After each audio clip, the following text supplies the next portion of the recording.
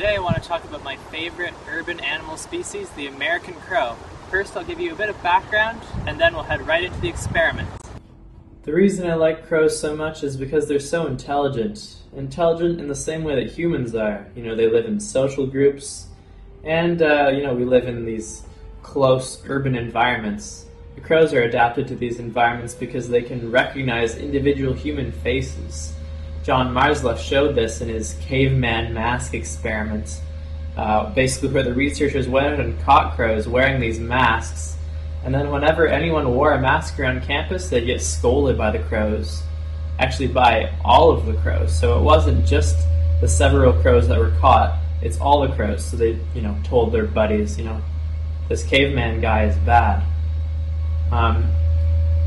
So this is kind of what I wanted to test today is, do these crows remember me? Do they remember humans that maybe are good, or I guess at least humans that feed them in the same way that they might remember a negative human? Let's see.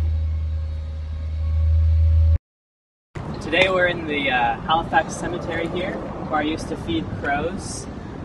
What I would do was walk around, tossing a peanut up into the air, while whistling a certain tune to try and condition the crows into coming and recognizing me as a person.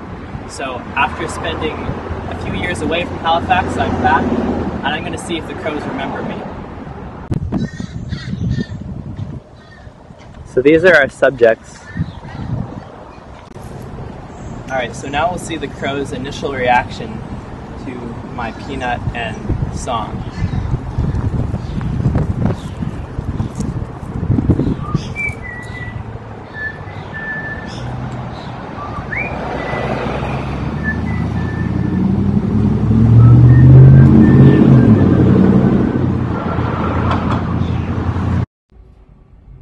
Here I'll give you a bit of play-by-play. You can see that the starlings are definitely interested. They were the ones that sort of hopped over when I first sort of did my thing there, my song and dance.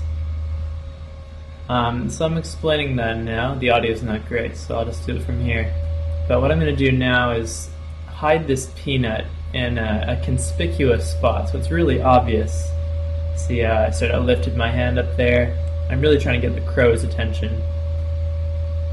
So now I'm walking back. You can see immediately a starling goes and then sort of tips off the crow, if you didn't notice already that there's a peanut there. So he likes to actually go while my back is still turned.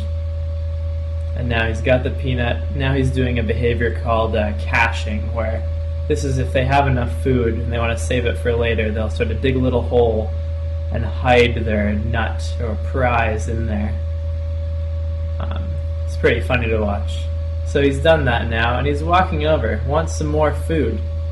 Now I can tell that because he's got that sort of beak open thing. They don't do this normally, and well, this is a normal behavior for younger crows who are begging for their parents. Let's see if we can get the camera back on them. There we are. Yeah, you can see that open beak. So that's kind of like begging. He's saying, hey, you got food? I know you got food. Why don't you give me some?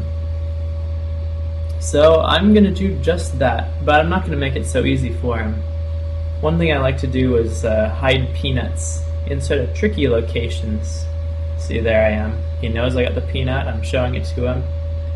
Now I'm going to go put it in another one of these, a little hole there in that cross. So I pointed to him, showed it was there. He's definitely aware. He's going to go for it. Now this is cool. Sometimes I did even really tricky spots. Like it was one of the top corners there. In the past I've done sort of in that bottom one, so he has to kind of flutter in midair to grab it. But in any case, he's got it. Now this is a fairly large peanut with sort of 3 independent units. So he's going to open it. And now this is a younger crow. Now when you zoom in, you'll be able to tell the difference between these two crows. The one so far that has been getting the peanuts is an older crow. Kind of has nice glossy plumage. You can see this younger one not looking quite as nice. In particular, you might notice the inside of the mouth there is all pink.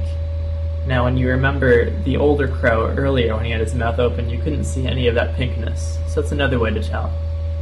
And I mean, the behavior is just obvious. Give me that peanut, give me some. So the older crow is taking a bit for himself.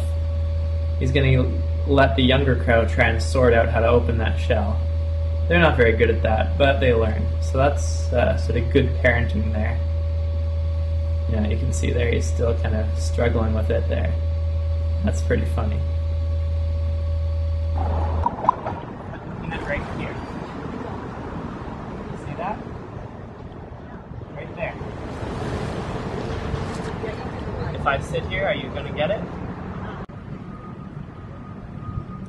Oh.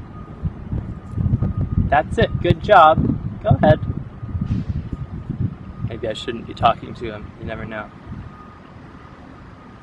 Now what you'll see here is a quick grab and run. Maybe not. He's kind of chill. Or she. So it took a while for these crows to be able to do this very readily and remember and watch where I put these peanuts. So I can't be sure if they remember me specifically, but they remember being fed this way. And that's also, you can see that's funny. He pulls up a bit of grass and puts it over. Now, I think we'll go over and try and actually find this peanut. I have like a very bad success rate of finding these peanuts when they catch them. They're very good at burying them. You can see some disturbed stuff where he plucked out some soil for us. But it was around here somewhere.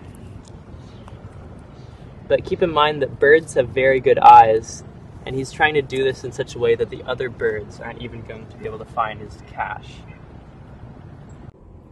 So there you go. It's my first video about crows. Plenty more to come, I'm sure.